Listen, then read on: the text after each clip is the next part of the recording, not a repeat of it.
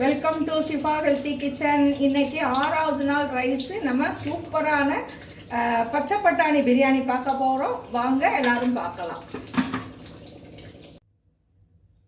Welcome to my channel. இப்போ நம்ம இன்னைக்கு 6வது நாளாக சூப்பரான ஒரு பிரியாணி பண்ண போகிறோம். ஏன்னா வெஜ்ஜிலே நம்ம காட்டுறதுனால என்ன பிரியாணி அப்படின்னா பச்சை பட்டாணி வச்சு நான் சூப்பரான பிரியாணி பண்ண போகிறோம். குக்கர் ஹீட் ஆகிடுச்சு. அதுவும் கம்மியான ஆயில் ஊற்றி தான் செய்ய போகிறேன். இது தேங்காய் எண்ணெய், உங்கள் இஷ்டம் எந்த எண்ணெய் வேணாலும் ஊற்றிக்கலாம். இது ஒரு 25 மில்லி ஆயில் ஊற்றுறேன். அடுப்பு ஆஃப் பண்ணிடுறேன். கொஞ்சம் ஓவர் ஹீட் ஆகிருக்கு. ஒரு நிமிஷம் சென்று பட்டை கிராம் போடலாம். ஓகே, அடுப்பு ஆஃபில் தான் வச்சுருக்கிறேன். இப்போ நம்ம பட்டை கிராம் ஏலக்காய் தாளிக்க போட்டிருக்கோம்.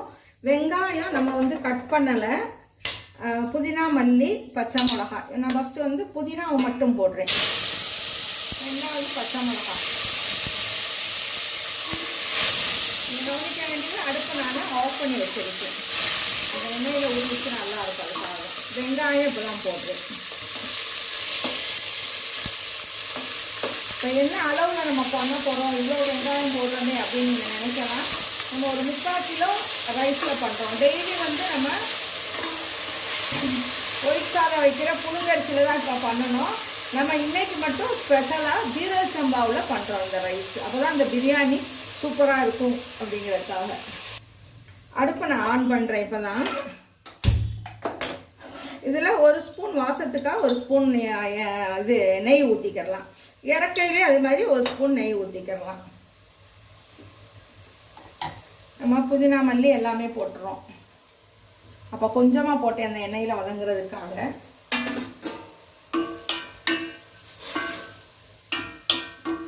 ஏன்ஸ் ஒன்று ரோஸ்டிங்காக வதக்க வேணாம், லேசாக வதக்கினா போதும். உங்கள் இஷ்டம் பொறுமையாக வதக்குனாலும் கொஞ்சம் நேரம் வதக்கலாம், வதக்கினாலும் தப்பு இல்லை. ஒரு பெரிய ஸ்பூனில் 1.5 ஸ்பூன் இஞ்சி பூண்டு பேஸ்ட்டு. நம்ம போட போகிறது 3/4 கிலோ ரைஸ்னால கொஞ்சம் கூட போட்டுக்கிறோம். ரைஸ்க்கு தகுந்தாப்பில் எல்லா மசாலாவையும் நம்ம சேர்த்துக்கிறணும். தக்காளி மிக்சியில் அடித்து வச்சுருக்கிறேன். ஏன் அப்படின்னா சாப்பிடையில் மூடி வச்சுருவோம் ஒரு நிமிஷம். சாப்பிடையில் தக்காளி, வெங்காயம் அப்படின்னு ஒவ்வொருத்தவங்க குழந்தைங்க எடுத்து போடக்கூடாதுங்கிறக்காக அரைச்சி செய்கிறேன். அதனால அருமையான பிரியாணி கிடைக்கும் இன்னைக்கு.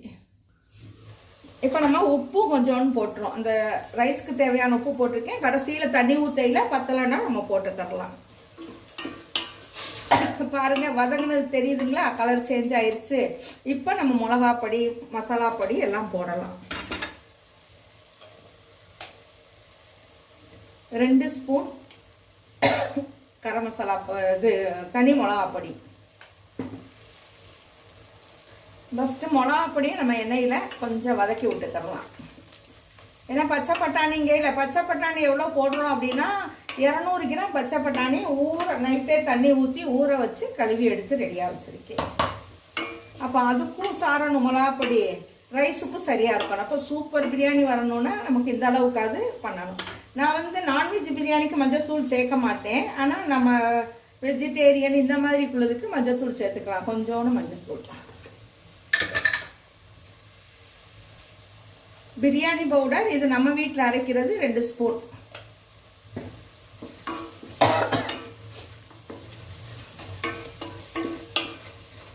அவ்வளோ தக்காளி ஊற்றிடலாம். தக்காளியும் 1/4 கிலோ 5 தக்காளி எடுத்திருக்கேன். மீடியம் தக்காளி 5 தக்காளி எடுத்திருக்கேன். வெங்காயம் பெரிய வெங்காயம் அதே மாதிரி கொஞ்சம் பெரிய வெங்காயம் 1/4 கிலோலேருந்து 300 கிராம் இருக்கும். அந்த அளவுக்கு எடுத்திருக்கேன்.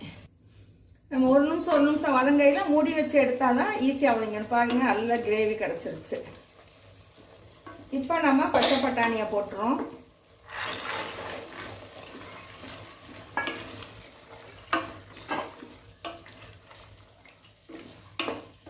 உப்பு ஆல்ரெடி போட்டாச்சு, மசாலா பொடி எல்லாமே போட்டாச்சு. ஒரு 2 நிமிஷம் இதில் இருக்கட்டும். இந்த தயிர் ஊற்றிடுறோம். தயிர் ஒரு 150 மில்லி இருக்கும். இதில் ஒரு 2 நிமிஷம் அது குக் ஆகட்டும். அதுக்கப்புறம் நம்ம ரைஸ் போட்டு தண்ணி ஊற்றி மூடிடலாம்.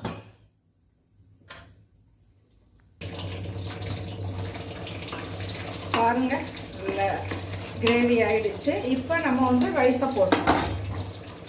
ரைஸ் சுத்தமாக தண்ணி வடிச்சிட்டு போடணும்.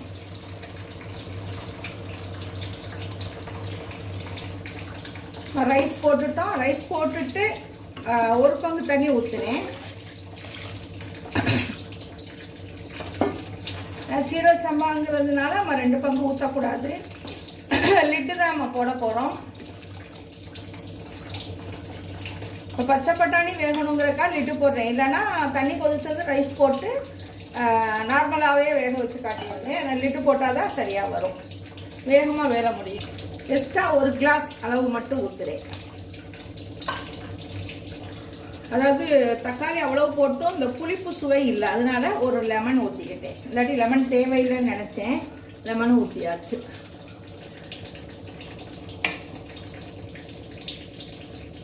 நல்லா கிண்டி விட்டுக்கிறணும். உப்பு பார்த்துக்கிறணும். உப்பு பத்தலைனாலும் இப்போ போட்டுக்கிறலாம். நான் போட்டதோட திருப்பி கொஞ்சம் உப்பு போட்டேன் பத்தாதனால. ஓகே, இப்போ செக்கி குயிக்கிட்டு போட்டுறோம். ப்ரஷ் பண்ணுறோம். லாக் போடுறோம். ஃபுல்லில் தான் வச்சுருக்கேன் அடுப்பு. சாஃப்ட் வரையில் அடுப்பு ஆஃப் பண்ணிடலாம். ஜீரக சம்பாவுக்கு டர்பா வரைக்கும் போக வேணாம், சாஃப்ட்லேயே அடுப்பு ஆஃப் பண்ணிடலாம். நம்ம வந்து டெமோட காட்டையில் வந்து டர்பா வரைக்கும் போக விடுவேன். அது ஏன்னா மட்டன் போட்டிருக்கிறதுனால. இப்போ இது வந்து சாஃப்ட் லாஸ்ட் வரையிலே ஆஃப் பண்ணிடலாம். பாருங்கள், சாஃப்ட்டு தொற்றுக்கு சாஃப்ட் நடுப்பாயின்னு வந்தோன்னே அடுப்பை ஆஃப் பண்ணிடலாம். பாருங்கள், சாஃப்ட் வந்துருச்சு. ரெட் மார்க்கு இங்கே இருக்குது பாருங்கள். அடுப்பை ஆஃப் பண்ணிட்டேன், அவ்வளோதான். ஏர் போனோன்னே அடுப்பு ஓப்பன் பண்ணி காட்டுறேன். ஏர் இன்னும் போகலை, நான் பாதி இருக்குது. இன்னும் ஒரு 5 நிமிஷம் ஆகட்டும், போகட்டும்.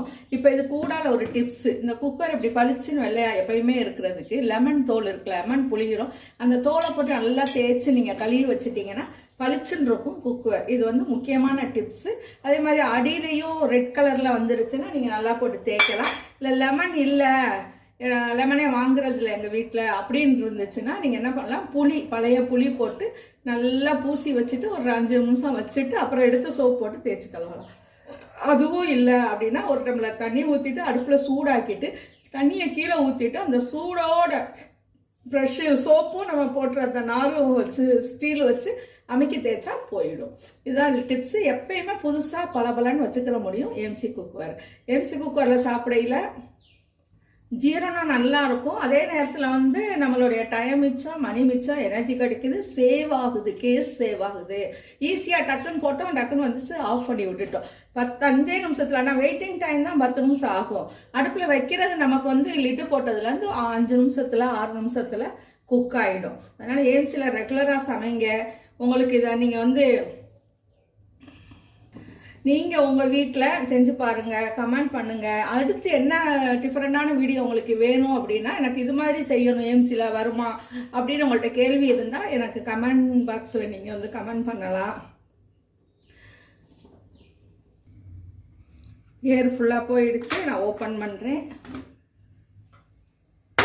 வாவ், வந்ததுமே ஒரே நல்ல ஒரு வாசம் பாருங்கள். சோறு அப்படியே இருக்குது.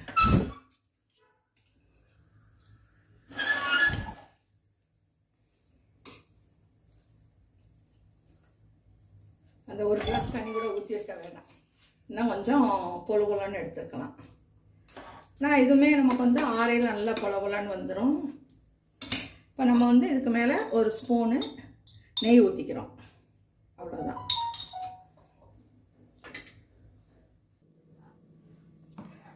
ஹலோ, பாருங்கள், அருமையான பிரியாணி கிடச்சிருக்கு. சூப்பரான பிரியாணி. மட்டன் போட்டால் சமைச்சா எப்படி இருக்குமோ அதே மாதிரி எடுக்கையில் கூட குழஞ்ச மாதிரி தெரிஞ்சிச்சு. இப்போ நல்லா உதிரியாக இருக்குது பாருங்களேன். நல்லா க்ளோஸில் பார்த்தோம்னா ரொம்ப அருமையாக நல்லா இருக்குது. இதை நீங்கள் உங்கள் வீட்டில் செஞ்சு பாருங்கள். அதுக்கு அருமையான ஒரு முட்டை குருமா வச்சுருக்கோம், ஒரு தயிர் சட்னி. இன்னும் நான்வெஜ் இதுக்கு இருந்துச்சுன்னா சூப்பராக இருக்கும். நான்வெஜ் வேணாங்கிறக்காக இப்படியே பண்ணது. இன்றைக்கி ஒரு 6வது லஞ்சு பாக்ஸ் பாருங்கள். குழந்தைங்களுக்கு கொடுத்து விடவும் நல்லாயிருக்கும். நம்ம ஹாட் பேக்கில் வச்சு மதியானம் சாப்பிட்றதுக்கும் தொழுது எழுதிட்டு சாப்பிட சூப்பராக மட்டன் போட்டு செஞ்ச பிரியாணி மாதிரி இருக்கும். நீங்கள் உங்கள் வீட்டில் ட்ரை பண்ணுங்கள். உங்களுக்கு பிடிச்சிருந்தா லைக் பண்ணுங்கள், ஷேர் பண்ணுங்கள், சப்ஸ்கிரைப் பண்ணுங்கள், மறக்காமல் லைக் பண்ணுங்கள். நல்லா சாப்பிடுங்க, நல்லா வாழுங்க. ஏம்சி குக்கரில் குக்கர் இருந்துச்சுன்னா நம்ம வீட்டில் ஈஸியான சமையலாக இருக்கும். அதே மாதிரி ஹெல்த்தியான சமையல், டேஸ்டான சமையல். பிரியாணி மத்தியானம் சாப்பிட்டோம்னா நைட் ஏதாவது சாயங்காலமே ஏதாவது ஐஸ்கிரீம் சாப்பிடணும், ஒரு சோடா குடிக்கணும்னு இருக்கும். ஆனால் ஏஎம்சி குக்கரில் சமைச்சது எல்லாமே ஈஸியாக இருக்கும். ஜீரணம் நல்லா எப்படி ரசஞ்சோறு சாம்பார் சோறு சாப்பிட்றோமோ அதே மாதிரி ஜீரணம் ரொம்ப நல்லாயிருக்கும். Wish all the success. நல்லா சாப்பிடுங்க, நல்லா வாழுங்க. நெக்ஸ்ட் ஒரு வீடியோவோட சந்திக்கிறேன். Thank you very much.